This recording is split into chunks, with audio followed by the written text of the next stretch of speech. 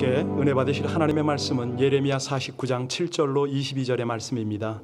예레미야 49장 7절로 22절의 말씀을 우리 함께 받들어 봉독하시겠습니다. 에돔에 대한 말씀이라. 만군의 여호와께서 이와 같이 말씀하시되 대만에 다시는 지혜가 없게 되었느냐? 명철한 자에게 책량이 끊어졌느냐? 그들의 지혜가 없어졌느냐? 드단 줌이나 돌이켜 도망할지어다. 깊은 곳에 숨을지어다. 내가 에서의 재난을 그에게 닥치게 하여 그를 벌할 때가 이르게 하리로다. 포도를 거두는 자들이 내게 이르면 약간의 열매도 남기지 아니하겠고, 밤에 도둑이 오면 그 욕심이 차기까지 멸하느니라. 그러나 내가 에서의 옷을 벗겨 그 숨은 곳이 드러나게 하였나니 그가 그 몸을 숨길 수 없을 것이라. 그 자손과 형제와 이웃이 멸망하였은즉 그가 없어졌느니라. 내 고아들을 버려도 내가 그들을 살리리라. 내 과부들은 나를 의지할 것이니라. 여호와께서 이와 같이 말씀하시니라. 보라, 술잔을 마시는 습관이 없는 자도 반드시 마시겠거든. 네가 형벌을 온전히 면하겠느냐? 면하지 못하리니 너는 반드시 마시리라. 여호와의 말씀이니라. 내가 나를 두고 맹세하노니 보스라가 놀램과 치욕거리와 황폐함과 저주거리가 될 것이요 그 모든 성읍이 영원히 황폐하리라 하시니라. 내가 여호와에게로부터 오는 소식을 들었노라. 사절을 여러 나라 가운데 보내어 이르시되 너희는 모여와서 그를 치며 일어나서 싸우라. 보라, 내가 너를 여러 나라 가운데서 작아지게 하였고 사람들 가운데서 멸시를 받게 하였느니라. 바위 틈에 살며 산꼭대기를 점령한 자여, 스스로 두려운 자인 줄로 여김과 내 마음의 교만이 너를 속였도다. 네가 독수리같이 보금자리를 높은 데 지었을지라도 네가 그리로부터 너를 끌어내리라. 이는 여호와의 말씀이니라. 에돔이 공포의 대상이 되리니 그리로 지나가는 자마다 놀라며 그 모든 재앙으로 말미암아 탄식하리로다. 여호와께서 말씀하시니라. 소돔과 고모라와 그 이웃 성읍들이 멸망한 것 같이 거기에 사는 사람이 없으며 그 가운데 머물러 살 사람이 아무도 없으리라. 보라, 사자가 요단강의 깊은 숲에서 나타나듯이 그가 와서 견고한 처소를 칠 것이라. 내가 즉시 그들을 거기에서 쫓아내고 택한 자를 내가 그 위에 세우리니 나와 같은 자 누구며 나와 더불어 다툴 자 누구며 내 앞에 설 목자가 누구냐? 그런즉 에돔에 대한 의도와 대만 주민에 대하여 결심하신 여호와의 계획을 들으라. 양떼의 어린 것들을 그들이 반드시 끌어다니며 괴롭히고 그 초소로 황폐하게 하지 않으랴. 그들이 넘어지는 소리에 땅이 진동하며 그가 부르짖는 소리는 홍해 들리리라. 보라, 원수가 독수리같이 날아와서 그의 날개를 보스라 위에 펴는 그날에 에돔 용사의 마음이 진통하는 여인같이 되리라 하시니라. 아멘. 하나님의 말씀입니다. 우리 하나님이 가장 기뻐하는 모습들이 다양할 텐데요. 그 중에 하나가 이제 예배자의 모습 아니겠습니까? 신령과 진정으로 예배하는 그의 백성들을 하나님이 기뻐하심을 믿으십니까? 그렇습니다. 중심을 다해서 하나님이 영광 받으시고 오늘 하나님의 말씀이 어떻게 풀어질까? 하나님께서 내 인생길을 어떻게 조명하실까? 기대하는 백성은 복이 있는 줄로 믿습니다. 질문부터 하겠습니다. 여러분, 아침 저녁으로 주인 앞에 무릎 꿇는 짐승을 아십니까?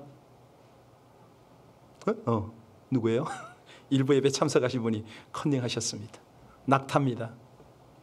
낙타는 아침과 저녁으로 주인 앞에 무릎을 꿇습니다. 하루를 시작하고 마칠 때. 왜냐하면 자기의 사정을 너무 잘 아는 주인이 먹고 마실 것을 적당하게 주거든요. 그리고 무엇보다도 사막을 횡단할 때에 그에게 알맞는 짐을 지어주기 때문에 그는 무릎을 꿇고 짐을 얹고 무릎을 꿇고 짐을 내립니다. 한번 생각해 보세요. 거센 모래바람 맞으면서 물 없는 사막길을 가야 하는 낙타의 수고, 이걸 주인이 알아주잖아요. 네. 지치고 힘든 여정임을 잘 알기 때문에 그에게 필요한 것들을, 그 에너지들을 그때그때 공급을 해줍니다. 그러니까 새날이 되면 낙타는 주인 앞에 무릎을 꿇는 걸로 하루를 시작을 합니다. 그리고 하루를 일과를 마치면 주인 앞에 무릎을 꿇고 짐을 다 내리는 거죠. 여러분, 하나님께서 우리의 형편을 누구보다 잘 아시는 하나님이신 줄로 믿으십니까? 그렇습니다. 치열한 생존 경쟁터에서 살아가는 우리의 인생을 하나님이 너무 잘 아세요. 그래서 때를 따라 영적인 양식을 주시고 우리 삶의 돌파구인 지혜를 주시고 능력을 주시는 줄로 믿으시기 바랍니다. 방법은 뭡니까? 낙타같이 겸손한 거죠. 하나님 앞에 무릎을 꿇고 전심으로 하나님을 앙망하는 것이죠. 질문하겠습니다. 예레미야가 몇 장으로 되어 있습니까? 일부에 참석하셨다 이거죠? 그러면 일부에서 안 물었던 거 하나 더 물어볼게요. 예레미야의 총체적 주제가 뭐죠?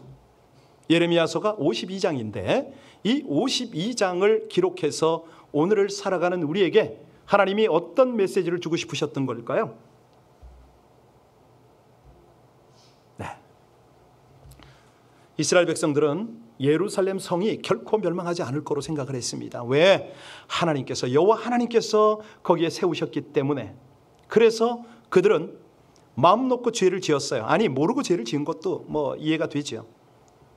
그런데 하나님께서는 그들의 그 강팍한 교만한 모습을 보고 너무 고통스러운 거죠. 사랑을 입은 예레미야 선지를 통해서 그의 눈물을 통해서 하나님의 안타까운 마음을 전하는 것이 예레미야서입니다. 그러면 그 예레미야서의 핵심이 뭐라고요? 교만하면 방법이 없다는 거죠. 아무리 하나님의 백성이라도 교만해서 회개하지 않으면 심판하실 수밖에 없는 정의의 하나님이다. 이게 이제 예레미야서의 전체의 주제입니다. 오늘 몇 장을 우리가 봉독했죠? 왜냐하면 여러분의 관심을 팍팍 받아야 잊어버리지 않으시기 때문에 그렇습니다. 49장에 몇 개 나라가 등장하는지 혹시 아세요? 많은 나라가 등장하죠. 암몬, 에돔, 다메섹, 게달, 하손, 엘람 뭐 여러 나라가 등장하는데 그런 나라들에 대한 예언은 비교적 짧습니다. 그런데 오늘 본문의 주제인 에돔은 굉장히 길어요. 여러분 에돔 어떤 나라죠? 이스라엘 입장으로서 유다 입장으로서는 에돔이 어떤 나라입니까? 바벨론이 이 유다를 수탈을 할 때 침략을 해서 막 포로로 끌어가고 뭐 재물을 뺏어가고 그럴 때 이 에돔이 뭐 했을까요? 그 옆에서 바벨론을 도왔습니다. 자기들도 거기서 많은 것을 탈취를 했어요.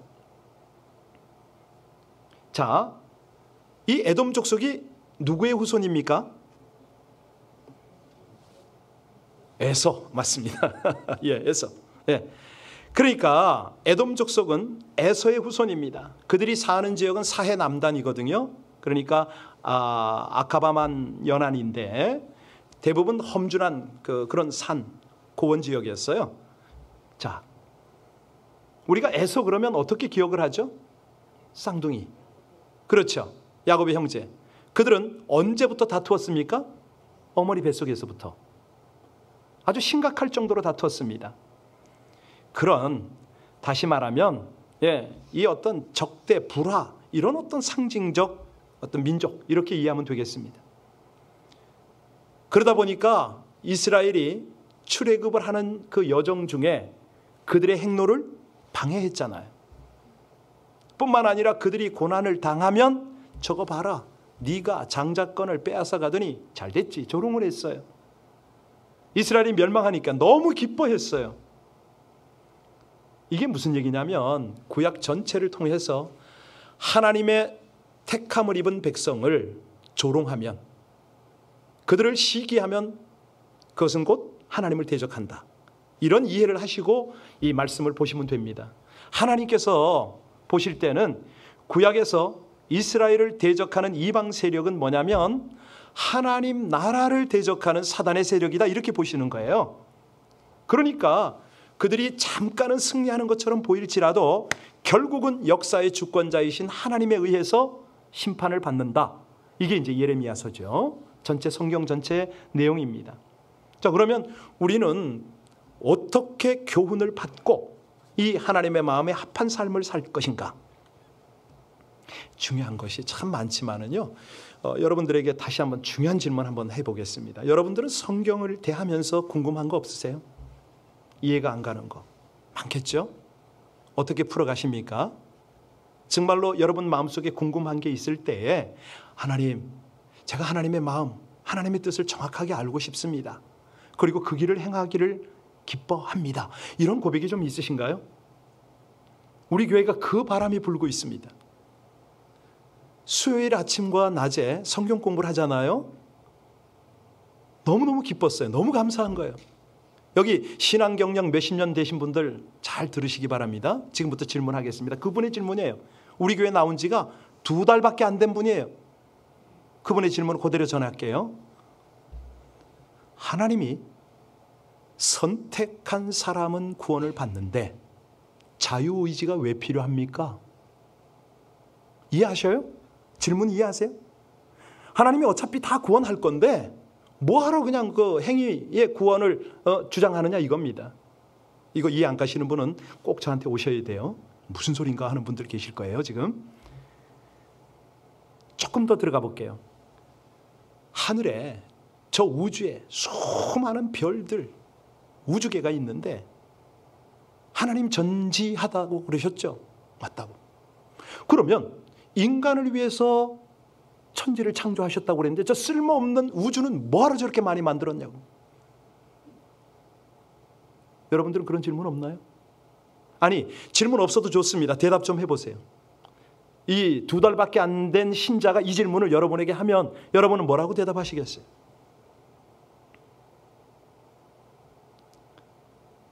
구체적으로 욥기를 가지고 또 질문을 하더라고요.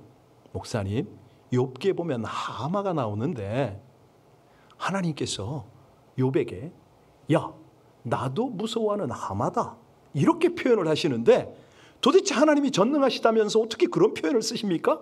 라고 이렇게 질문을 했어요. 여러분에게 질문했습니다. 뭐라고 대답하시겠어요? 신앙생활 최소한 10년 넘으신 분 다 대답하셔야 되는데 그분은 2달 됐다니까. 네. 제가 어떻게 대답했는지 궁금하세요? 오시기 바랍니다. 수요일날 오후에는요, 지금 여기 와 계신데 한 분이 물어요. 아이, 목사님, 왜 이렇게 성경에 시험을 많이 주세요? 아니, 우리의 신앙을 하나님께서 잘 세워가시면 되잖아요. 근데 뭐 그냥 시험이 왜 이렇게 필요하냐? 또 한 분이 물어요. 목사님, 그 방언이 꼭 필요한 거예요? 방언이 왜 그렇게 필요한 겁니까? 이런 질문들. 너무너무 감사했습니다. 우리가요, 이 하나님의 말씀을 대할 때에 하나님의 그 말씀의 뜻을 정확하게 알고 그리고 하나님의 마음을 따라서 행하기를 하나님이 그렇게 원하시는데, 자, 오늘 여러분과 제가 봉독했던 7절부터 22절 2단락으로 나눌 수가 있거든요. 7절부터 13절까지 한 단락의 주제가 뭐냐면 자기 지혜를 의지하는 자. 내가 뭐 아는 척하고 내가 모든 것을 판단할 수 있는 것처럼 생각하는 자는 부끄러움을 당하는데 그 결국은 망한다. 이 내용이거든요. 7절 같이 다시 읽고 오늘 본문 속으로 좀 들어가 볼까요? 같이 읽습니다. 에돔에 대한 말씀이라 만군의 여호와께서 이와 같이 말씀하시되 대만에 다시는 지혜가 없게 되었느냐? 명철한 자에게 책량이 끊어졌느냐? 그들의 지혜가 없어졌느냐? 이게 살짝 비꼬아서 하나님 지금 말씀하시는 거 아시죠? 무슨 얘기냐면 이 에돔에 아주 지혜자가 많기로 유명했어요. 그러니까 자기 잘난 맛에 사는 거죠. 자기 지혜, 자기 명철 의지하고 다른 사람을 우습게 보는 거예요. 자, 그야말로 자기 머리로 돈도 좀 벌고 안정된 생활을 하면서 문제가 뭐냐면 하나님을 무시하는 건 둘째치고 같은 인생들끼리 주위 사람들에게도 도움을 전혀 주질 않습니다. 자기 배만 두드리고 사는 거예요. 여러분, 이게 지혜인가요? 아니잖아요. 우리가 일반적인 지혜는 뭐냐면 내가 살기 위해서는 남을 도와줘야 됩니다. 함께 살아야 되는 거 아니에요? 내가 망하지 않으려면. 우린 영적으로 이런 걸 아니까 하나님 앞에 자신을 낮춰야 된다 이걸 알죠. 그런데 세상 이치도 똑같습니다. 별반 다를 게 없어요. 어려운 사람을 도와줘야 자기에게 이 복이 계속적으로 흘러가는 거잖아요. 하나님을 믿을 때는 더더욱 그렇습니다. 이 보통 보면은 이제 짧은 순간에 뭐 떼돈을 벌고 내 지혜가 뭐 어떤 내 성공이 뭐 이렇게 유지될 것 같지만 전혀 그런 거 없습니다. 결국은 망하거든요. 결국은. 특별히 하나님을 아는 백성들은요, 하나님의 사랑을 무시하고 경건치 않으며 교만을 부리기 때문에 망하는 겁니다. 그래서 하나님께서 에돔에게 지금 하시는 말씀이 뭐예요? 너희들 왜 이렇게 세상 지혜를 따라가려고 하느냐? 그거는 머리가 아니야, 지혜가 아니야, 이 말씀을 하십니다. 왜 그러냐면 세상 지혜는요, 허영이잖아요. 그 목적이 그거거든요. 거짓이거든요. 하나님을 무시하는 거거든요. 그래서 우리 하나님은 세상 지혜 말고 참 지혜. 참 지혜가 어디로 옵니까? 하늘로부터 오잖아요. 예. 참 지혜를 얻은 사람은요, 교만을 알아요. 죄를 두려워해요. 이거야말로 영원히 심판을 받는 거기 때문에. 그래서 안정된 생활, 뭐 돈 버는 거 이것도 필요하지만 더 두려워하는 게 뭐냐면 내가 하나님 곁에 있는가, 하나님을 의지하는가, 이거를 의식하고 사는 거죠. 대부분 보면은 세상 사람들은 어쩝니까? 다른 사람의 약점을 파고 들어가잖아요. 정말 다른 사람들이 모르는 그런 곳에 가서 돈을 벌기를 원해요. 그런 사람들이 이용하기를 원해요. 그런데 하나님의 사람은요, 하늘의 지혜를 가진 사람은요, 하나님으로 만족하죠. 하나님의 것으로 살려고 하죠. 8절 보시겠습니까? 8절에 보면 드단 주민이 나와요. 같이 읽겠습니다. 드단 주민아 돌이켜 도망할지어다. 깊은 곳에 숨을 지어다. 내가 에서의 재난을 그에게 닥치게 하여 그를 벌할 때가. 자, 드단 주민은 적어도 하나님을 알았나 보죠. 내가 이 에서의 재난, 에돔 족속을 완전히 멸할 때 너 빨리 피해라. 거기 있지 말아라, 이 말씀이잖아요. 그죠? 물론 이제 미련한 사람들은 옆에서 남이 망하는 줄도 모르고 함께 망하는 사람 많아요. 그런데 그나마 하나님을 아는 사람은 하나님의 인도를 받지요. 9절 보시겠습니까? 자, 9절을 보시면 어떻게 망하는가 같이 읽겠습니다. 포도를 거두는 자들이 내게 이르면 약간의 열매도 남기지 아니하겠고 밤에 도둑이 오면 그 욕심이 차기까지. 이스라엘의 농법은요, 그 하나님의 백성들의 농법은 포도를 거둘 때 어떻게 거두죠? 일부를 남겨놓습니다. 왜요? 가난한 자들, 나그네들, 그들이 먹게끔 조금은 남겨놔요. 그런데 약간의 열매도 어떻게 한다고요? 남기지 않는다. 여러분, 도둑 맞아보셨나요? 도둑이 들어오면 뭐 훔쳐갑니까? 세간살이 다 훔쳐가지는 않잖아요. 가장 고가만 훔쳐가잖아요. 그런데 도둑이 오면은 어떻게 훔쳐간다고 그랬죠? 욕심이 차기까지 완전히 다 가져간다는 거예요. 지금. 예, 몇 날 며칠 두고두고 가져간다는 거예요. 무슨 소리인지 이해 다 하셨나요? 하나님이 에돔을 심판할 때 이렇게 심판하신답니다. 10절에 보세요. 철저하게 약탈당한 에돔이 어떤 모습이 됩니까? 그 숨은 곳이 드러나고 완전히 벌거벗었다. 이렇게 무서운 심판이 몰려옵니다. 그런데 11절에 보면 그 중에서도 하나님이 보호하는 사람들이 있으니 누굽니까?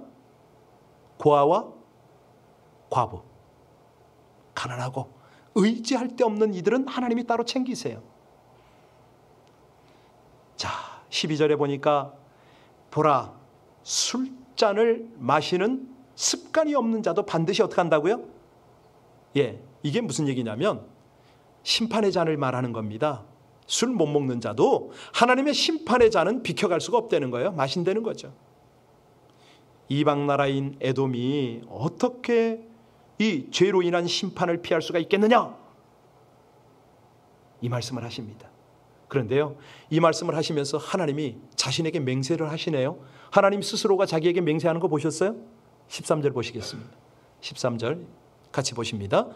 여호와의 말씀이니라 내가 나를 두고 맹세하노니 보스라가 놀램과 치욕거리와 황폐함과 저주거리가 될 것이요 그 모든 성읍이 영원히 황폐하리라.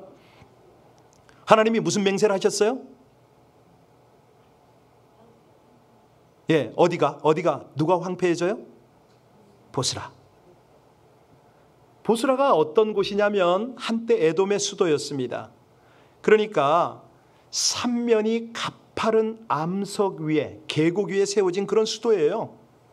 아주 견고한 요새죠. 아무나 못 들어갑니다. 길이 외길이에요. 그래서 에돔이 이 보스라를 굉장히 자랑했어요. 너희들이 아무리 교만을 드러내고 그렇게 자랑하더라도 이 보스라가 하루아침에 어떻게 된다고요? 황폐케 된다.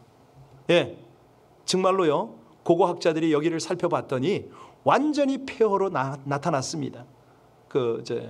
고고학에는 이제 부사이라 이렇게 표현이 되더라고요. 참 여기서 이제 하나님은 이 교만을 그렇게 싫어하셔요. 이 하나님이요, 그런 것들을 우리 인생들이 다 알도록 하셨거든요. 여러분, 가을이나 좀 이렇게 봄, 가을 여행을 하게 되면 한적한 호젓한 호수, 저 웅대한 산 밑에 있는 호수 같은 데 가본 기억이 있으신가요? 안 가보셔도 사진으로는 보셨죠? 그런 데를 가만히 보세요. 이 고요한 호수에는요, 가장 높은 물체들이 낮게 반영되는 거 아세요? 무슨 소리냐면 높은 산들이요, 아주 큰 나무들이 호수에 비춰지면 어떻게 비친다? 작게, 낮게 비춰집니다. 클수록, 높을수록. 여러분, 이겁니다, 이거. 하나님께서요, 우리에게 이 영적 질서를 그렇게 가르치세요. 원리를 가르치세요. 하나님의 나라는 어떤 나라냐? 가장 낮은 자의 나라입니다. 가장 겸손한 자가 하나님 나라에 들어가면 가장 높다는 거죠. 가장 귀하게 여김을 받는다는 거예요. 이 세상에서 가장 귀한 것이 하늘나라 가면 가장 천한 거예요. 안 믿어진다고요? 여러분, 금 좀 가지고 계세요? 금? 어떤 사람이 죽어서 금을 가지고 하늘나라 가고 싶어서 가방 하나만 갖고 가게 해달라고 그랬다는데 여러분, 하늘나라의 길이 어떤 길인지 혹시 아시는 분 계세요? 도로가 황금입니다. 이 세상에서 그렇게 갖고 싶어하는 황금, 골드, 100% 황금, 그 길이 아스팔트라는 거예요.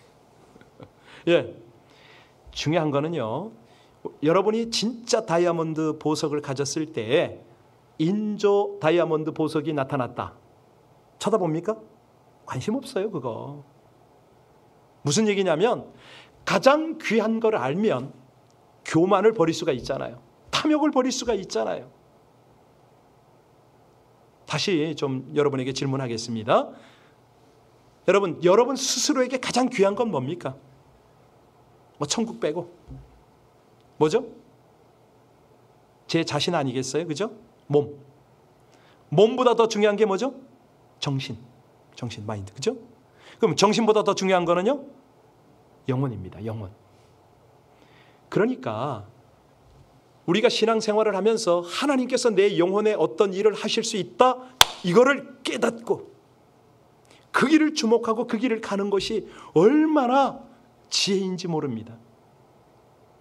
그러니까 이거 내 영혼의 소중함을 알고, 아, 그렇구나, 이 영혼이 보석같이 그렇게 아름다워질 수가 있구나, 이거를 깨달으면 그 다음부터는요, 내가 세상에서 관심 기울였던 걸 내려놓을 수가 있잖아요.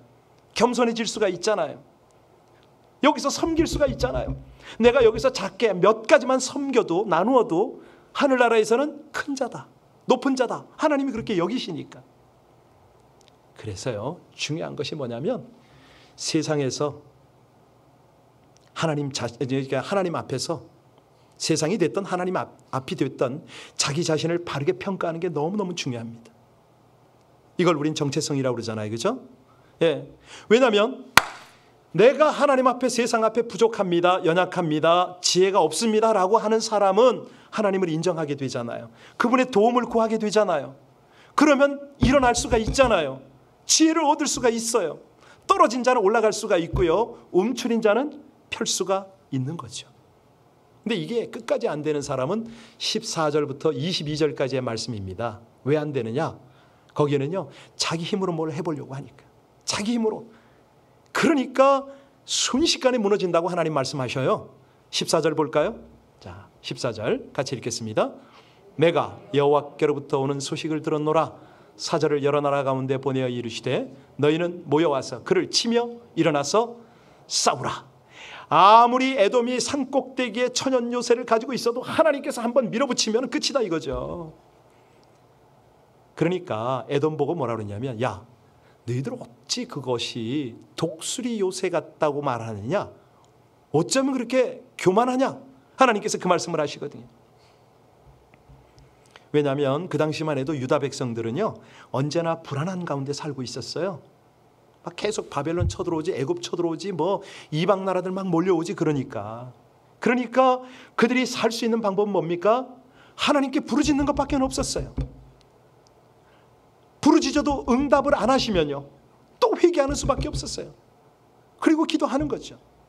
여러분, 지금처럼 팬데믹 상황이고 경제가 불투명하고 정말 내가 이게 어떤 돌파구를 못 찾고 지혜가 부족할 때는 부르짖고 기도하시길 바랍니다.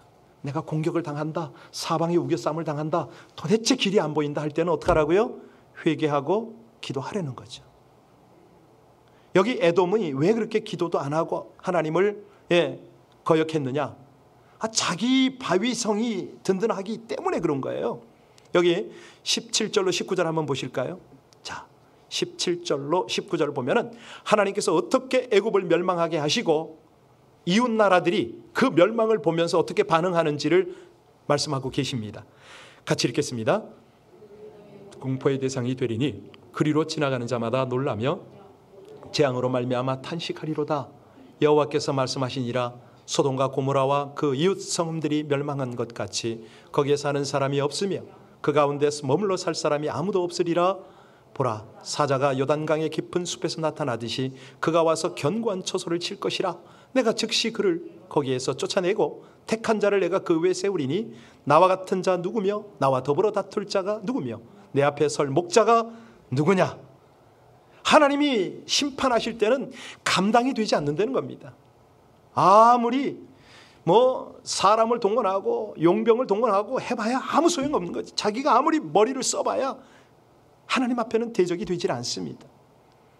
여기서요, 우리가 참 중요한 메시지가 하나 있는데, 이 예레미야 49장을 보면서 모든 나라들은요, 회개하면 하나님의 회복이 있다 이렇게 약속을 하셔요.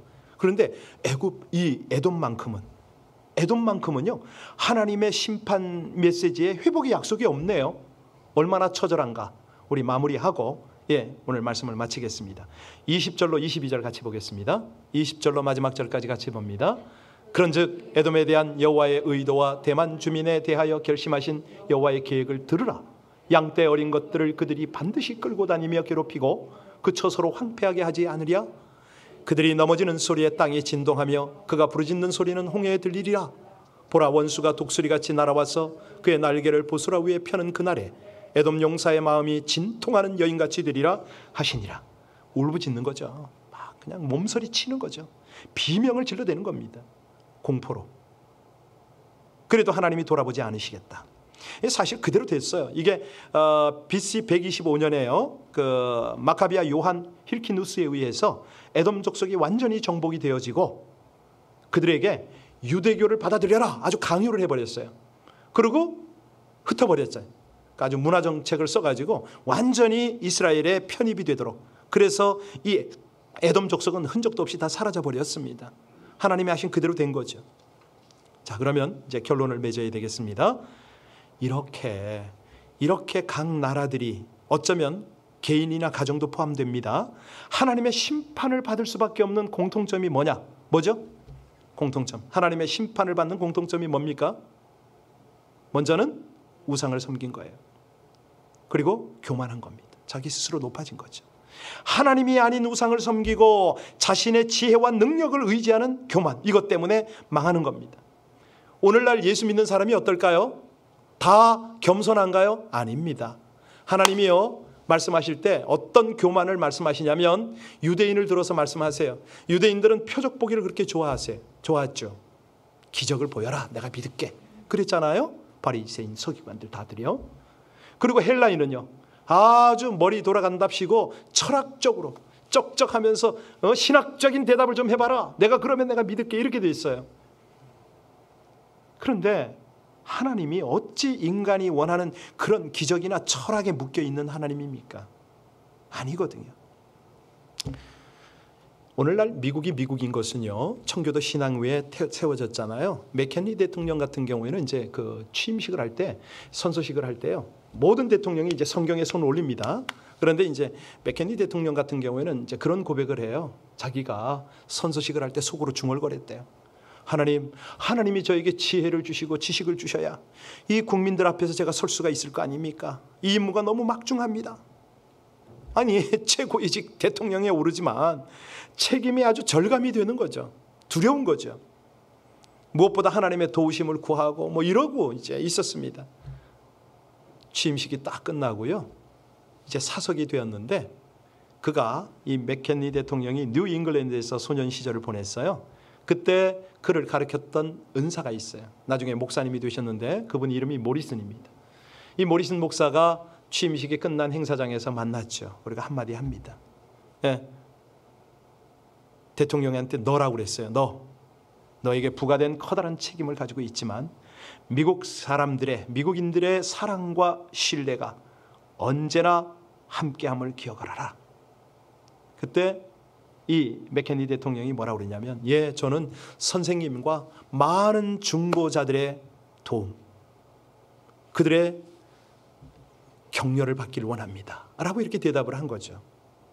그러니까 국가가 국가답게 서는 거, 하나님의 은혜를 입는 거는요, 위정자부터 이렇게 나가는 겁니다.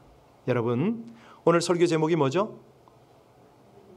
교만은 낮춰지고 겸손은, 그렇습니다. 바로 이걸 위해서 우리가 또 이렇게 말씀을 다 듣다 보면요, 어느 건 알아듣고 못 알아듣고 그렇습니다. 이게 새겨지질 않아요. 할 수 없이 예화를 들어야 되는데 예화를 하나 전하겠습니다. 미국의 오래된 시 중에 하나가 있는데요, 거장의 손이 닿을 때, The touch of the master's hand. 그러니까 이제 시인데 아주 명인의 손길이 닿으면 뭐 이런 뜻이 되겠죠. 이 시의 내용을 보면요, 낡은 바이올린이 하나 등장합니다.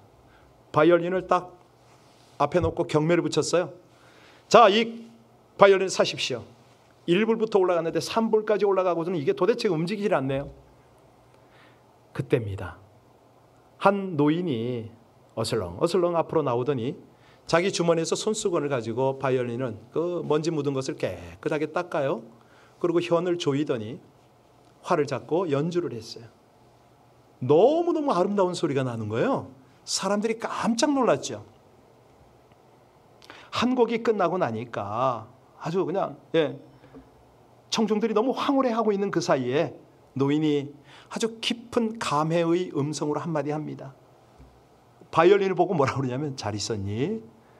아유, 내 사랑하는 자녀야, 내 아이야, 너를 40년 만에 만져보는구나. 그리고 다시 연주를 시작했어요. 자, 연주가 끝났습니다. 경매가 다시 시작됐어요. 어떻게 됐을까요? 얼마나 올라갔을까요? 여러분이 상상하는 이상으로 올라갔어요. 사람들이 난리가 났습니다. 어떻게 된 일이냐고.